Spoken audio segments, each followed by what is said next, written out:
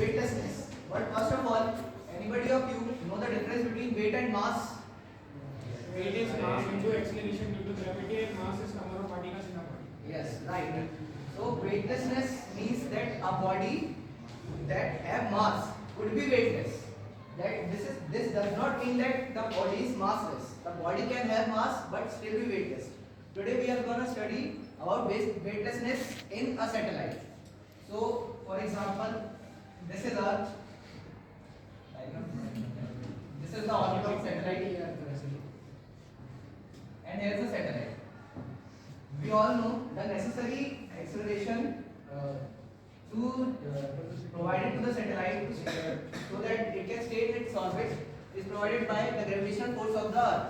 Therefore, we can write G m upon r square is equals to m v naught square by r. This is the centripetal force and this is the gravitational force by r. Here, the small r means that r plus h.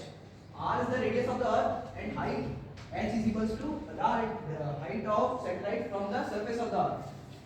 This means that the centripetal force is always equal to the gravitational force provided by Earth. This applies for the satellite. The weightlessness can be seen in the body of the astronaut. The astronaut which sits here or lives here in the satellite, we know he will be feeling weightlessness. Why? Today we are going to prove it. For example, let the mass of the astronaut be m1.